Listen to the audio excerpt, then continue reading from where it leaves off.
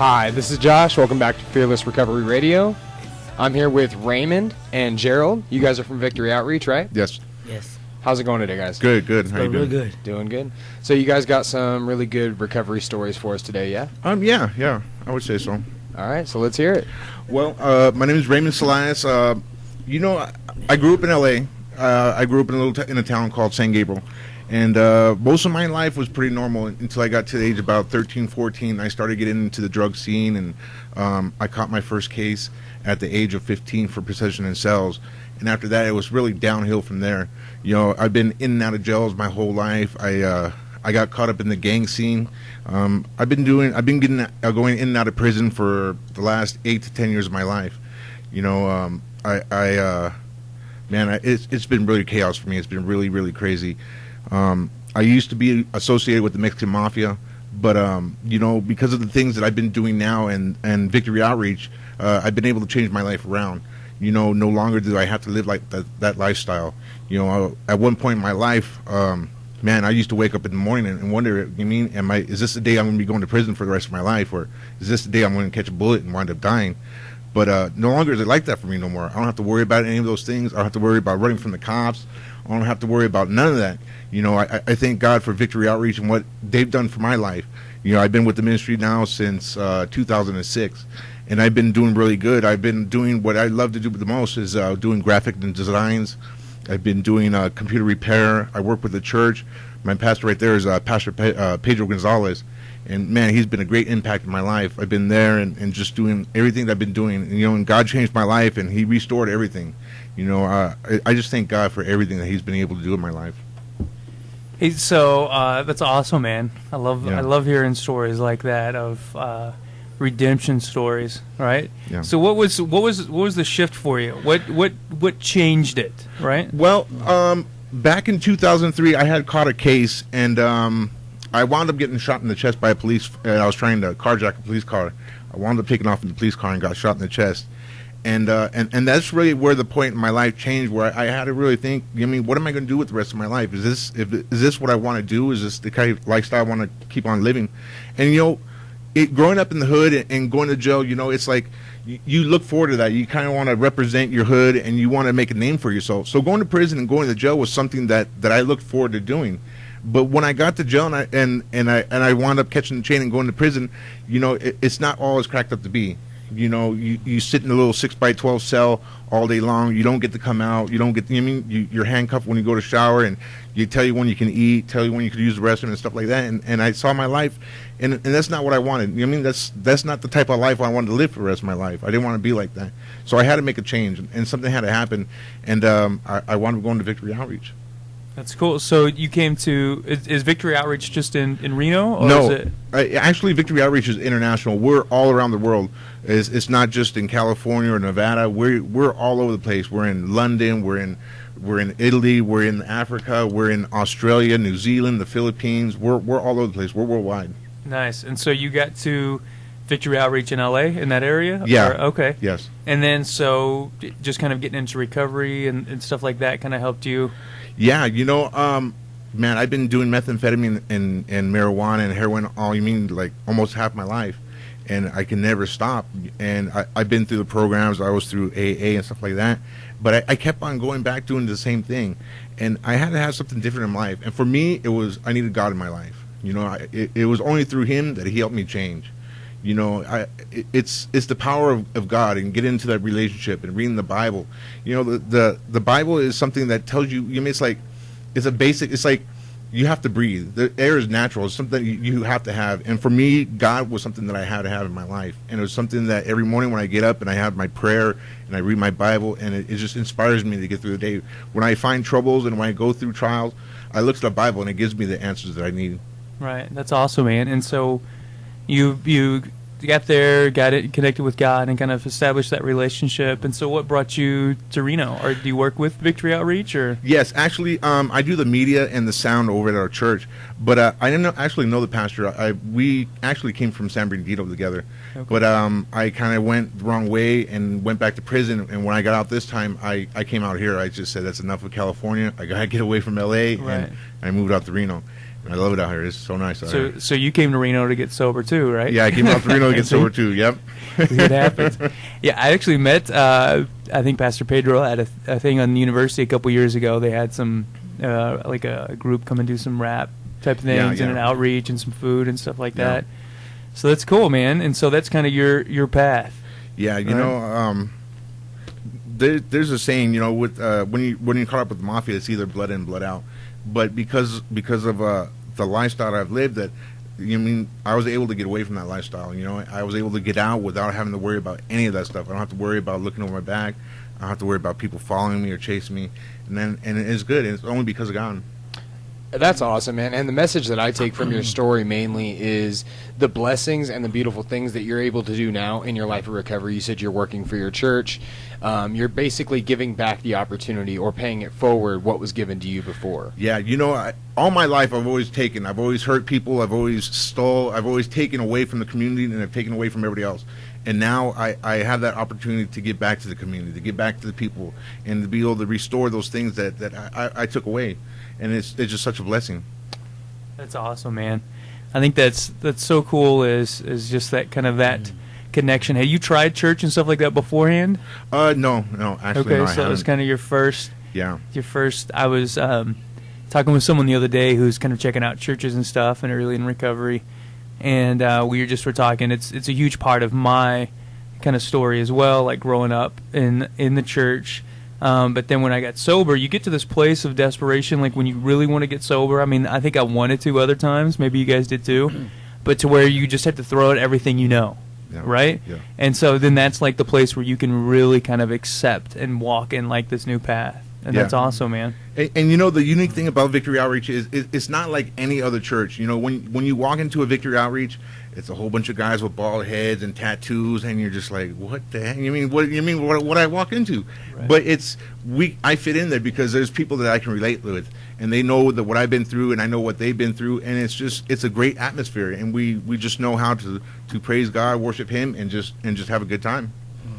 And for anyone listening, we'd like to bring this up now. If his story relates with anyone out there right now, this is an excellent opportunity for you to call and ask any questions you want, to get any third opinion on what's going on in your life, maybe with a loved one or the struggles you're dealing with. And once again, that local number is 827-8900, and the toll-free number is 855-790-8255.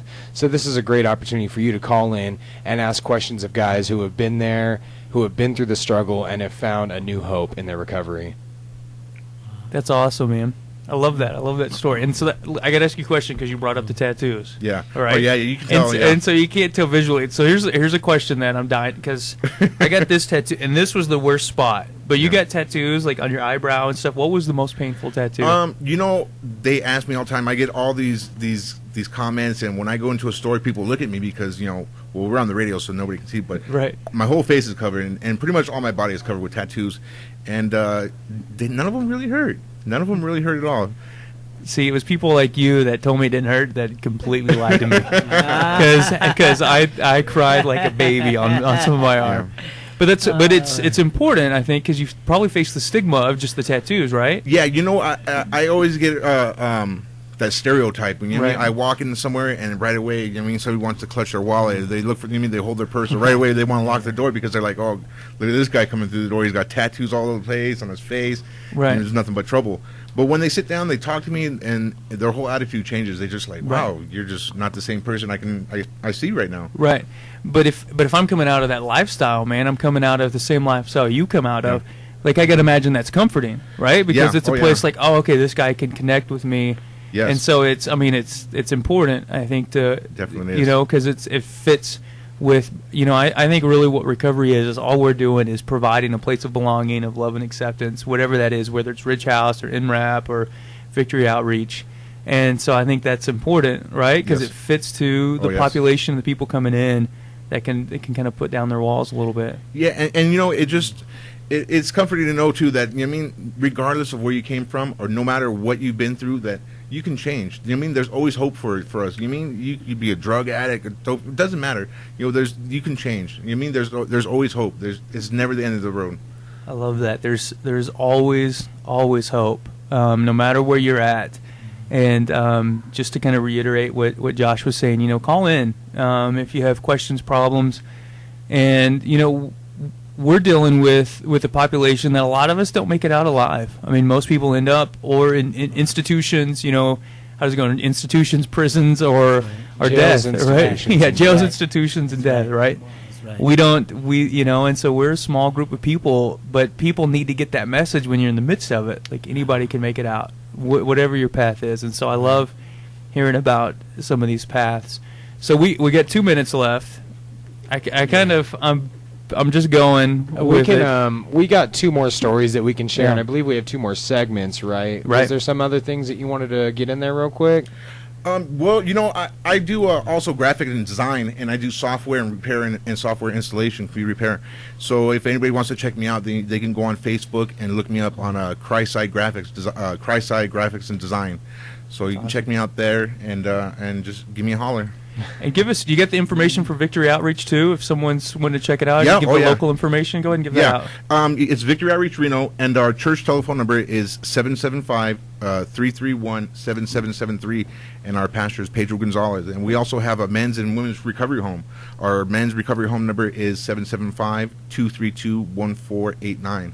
Nice. So you go ahead and call those numbers. If anybody, if there's somebody who needs to get into home, our homes are completely free. There's no cost, and it's an awesome place. Awesome place. And so if you wanted to check you guys out I'm assuming you guys meet on like Sundays or something like that? How Yeah. would they find you guys? Our services are on Thursdays at 7, Sundays at 10:30, and then Sunday nights at 6:30. And then we also have prayer at on Wednesday at 6, and we're at the Boys and Girls Club. It's right there off of Bresson, right next to Yori and Bresson. Yeah, Yori and Bresson. Okay. Right next to Vaughn Middle School. Okay, right next to Vaughn Middle School.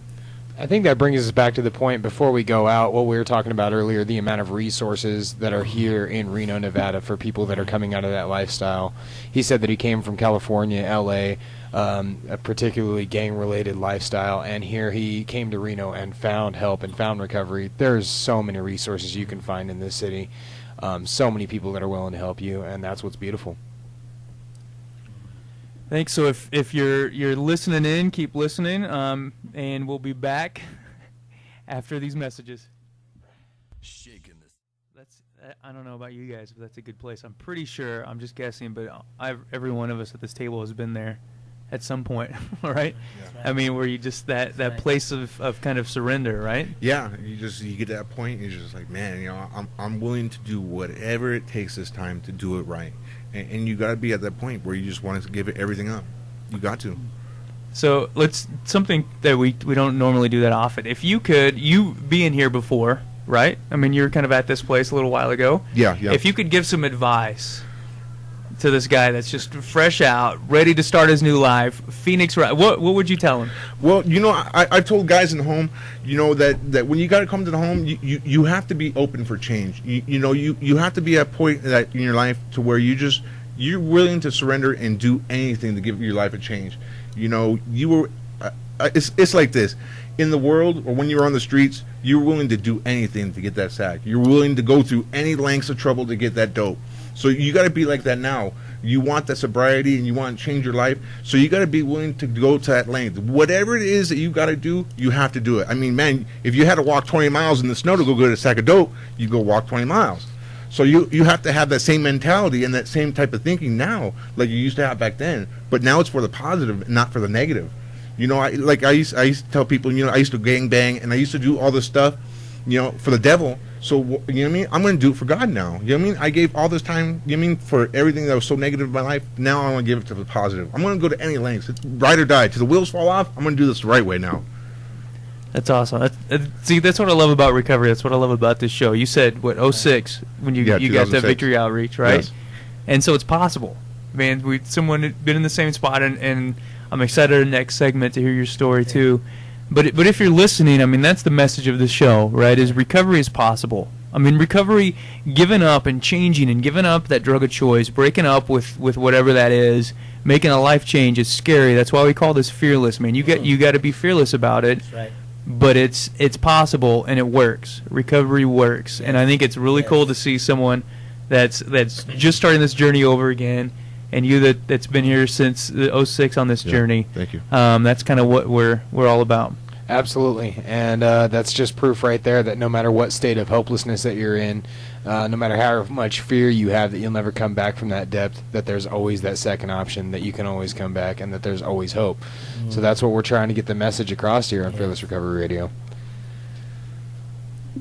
All right, Do you wonder why you're in a good mood? Tell them the good news. Tell them you listen to Renegade Radio. Hi, I'm Harmony Rose, and I've written a book titled Married Under the Influence, which is a true story of being the wife of an alcoholic.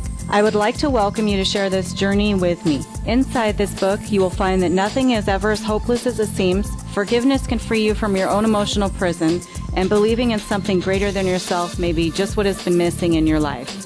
You may find that some of the chapters seem repetitive. Alcoholism is just that, repetitive. I encourage you to read from beginning to end to experience the years and events that occurred in their entirety. You won't be disappointed. This book will make you smile, laugh, and cry. It may even make you angry. But most of all, it will bring you hope and give you insight on what life can be like living with an alcoholic.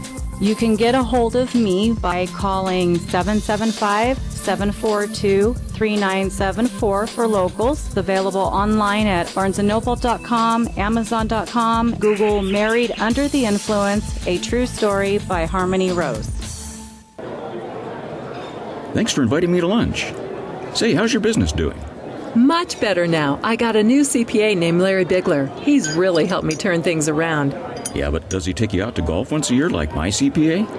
No, when Larry and I meet, we focus on building my business. His staff is even handling our bookkeeping and payroll for us. Really? My CPA and I never talk business. It's too depressing. Well, you ought to give Larry Bigler a call. Hello, I'm Certified Public Accountant Larry Bigler.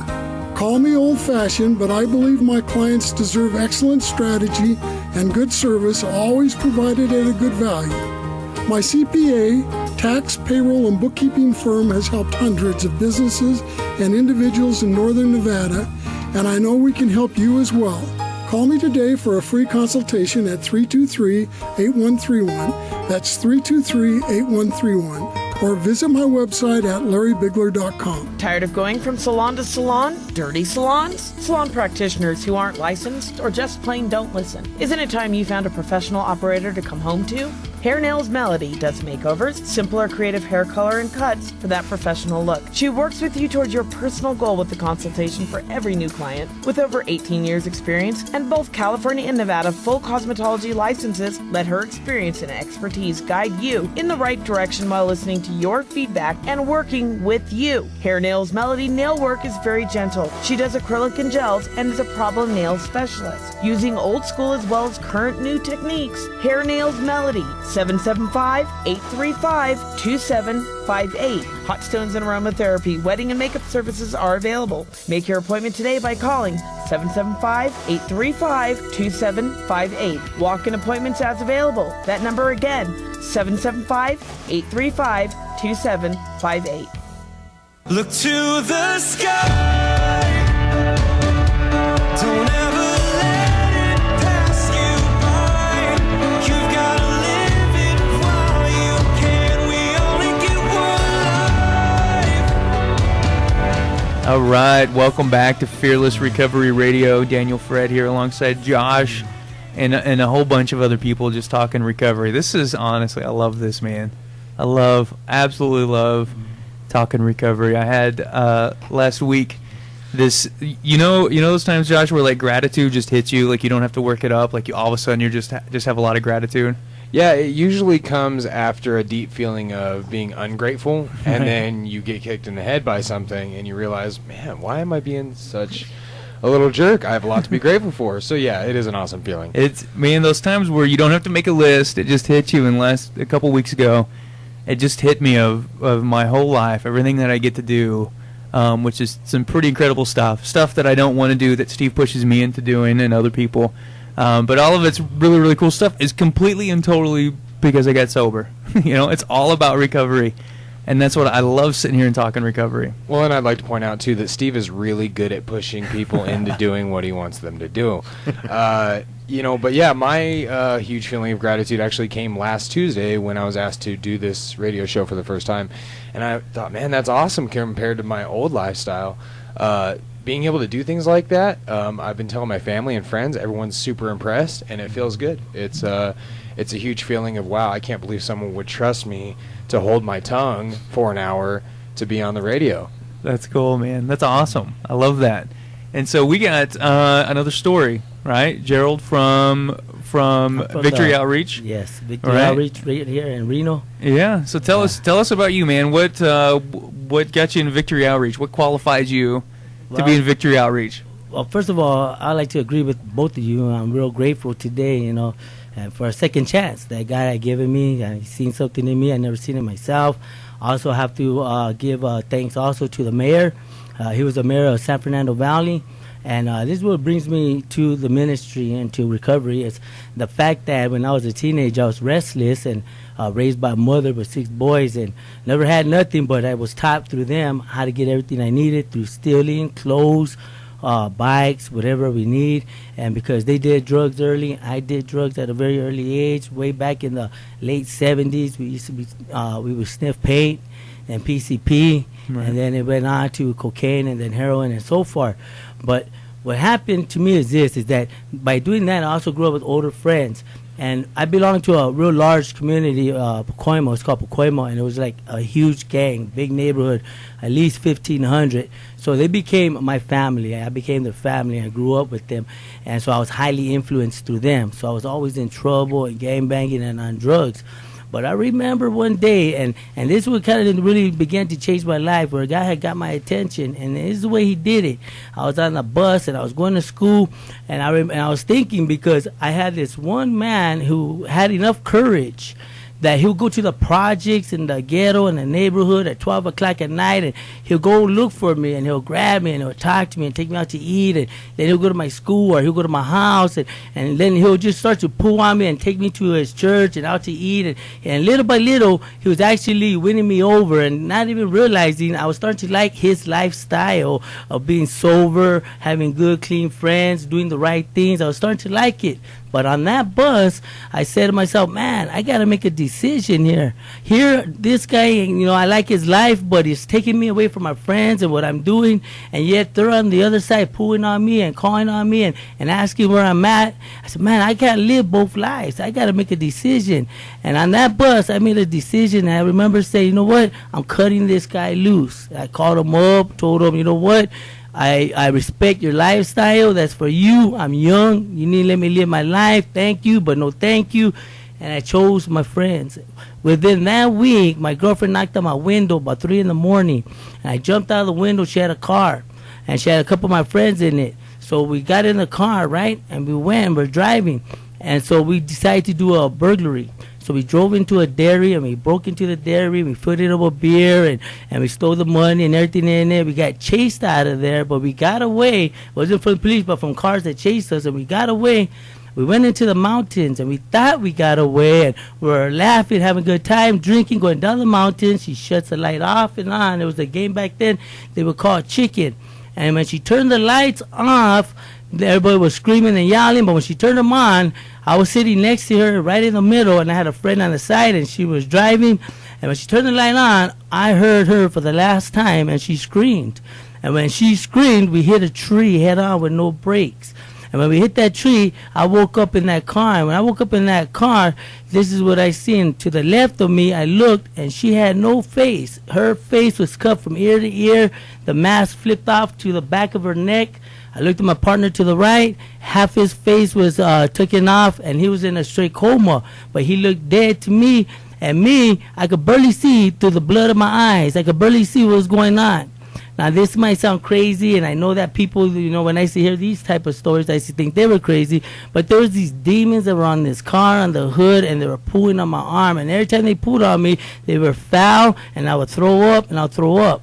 And when I was doing that, I thought, my God, this has got to be a nightmare. This is not real. This is not happening at that moment. But then a fireman came up, and he asked my name. Everything went away. I fell asleep, and I woke up. But when I woke up in the ICU, there was a priest, and he was praying for me, and he had a cross, a rosary on me. And I couldn't talk. I was like in a coma. I could barely see, but I couldn't speak. And I remember thinking, flashbacks going through my mind as I was sitting there like a movie. Everything was in and out. Shh, shh, in and out. And when I was able to see that priest, then I started to think, man, there's got to be something I can do to get out of this situation. But I knew I was in a bad situation when you have a priest pray for you because you think that you're about to die. So there I am. I'm thinking, man, because here, before I knew I had to make that decision, but what helped me make that decision and choose my friends rather than this man who wanted to go to church was the fact that I couldn't believe in a man I could not see, which was Jesus. So I then chose him. So I really found it hard. But when I was in that hospital and I knew that it could have been seconds before my life was over, I had nothing but one last choice, and that was the hope that maybe he did exist, because if I don't open my eyes, I didn't want to see them demons. And that's all I knew. I pulled out of that 5 months later out of the hospital. I was in there for a long time. I had a whole body cast. I mean, broken femurs, smashed arms. I had my 4 plastic surgeries on my face. Myself was thrashed. But that right there got my attention. But within time, as I got better, I went right back to what I was doing. But this is where I thank the mayor, because I had caught a 10-year sentence and I got assault with a deadly weapon with the mayor while I was under the influence. If I had not been under the influence, I would never have fought with this man. And I had gotten a fight with this man, and I put him in a coma for a month, and he came out. I'm in jail. You know, this man came to the county jail and he visited me, and he said, Gerald, he says, I believe everyone deserves a second chance. And he said, he don't do this. He said, I don't do this for nobody. I've done it for nobody at all. He said, I had no reason to, but I thought I need to come in and give you a choice, a decision. I want to make you an offer. You admit to what you did with me, and then I'll send you to a recovery home so you can get some help. And I remember thinking, man, this guy's just doing that to catch me on a case where he's going to send me to the creek. I'll never come back. I said, but I took a chance, and I told him, all right, we'll do it. After doing a year, he pulled me out, sent me back to court. And in the court, on my paperwork, it even says where he has sentenced me himself to Victory Outreach Recovery Home in Hallandale, and it was out in the middle of nowhere, in the middle of the desert. I mean, I'm talking about Alcatraz. This place was just like out there, right? As far as you can see, you can't see nothing but desert. And so for 2 years I was there, and I couldn't see nothing but just desert, where my life was being changed, transformed around, where from that day on, this was in 1986, I went there. I have never been arrested. I've never had to go back to alcohol or drugs, the gang life. My life has completely changed around, and I couldn't wait to see all the things that were going to happen positive in my life that was promised by the Bible. And I remember saying, man, okay, if this is what's going to happen, I can't wait.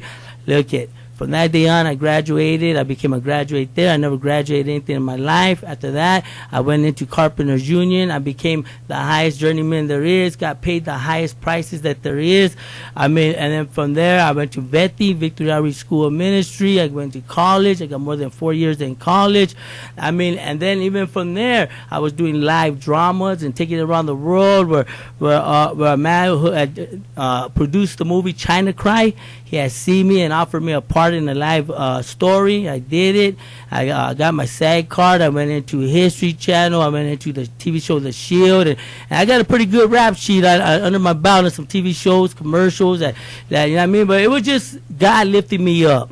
That's all it was. But one day, about 3 years ago, you know what I mean, I had a burden for the city of Reno, and then so God put that in my heart to go to Reno. So with that burden, I asked to go. I had waited 3 years on a wait to get the okay, the blessings, and they asked, you still want to go to Reno? I said, yeah, I do. So they sent me to Reno out here with Pastor Pepe Gonzales, who is my cousin also, and the chaplain sheriff here, and so I'm here now. We only have a minute and 20 seconds left. That was wild. That's awesome. I mean, the story of redemption is awesome. I mean, and kind of what you're crediting to God has done with your life is so cool. That's so cool to see. And really, what I take away from that is, recovery is possible. Whether you're a professional, a functioning alcoholic or drug addict in college.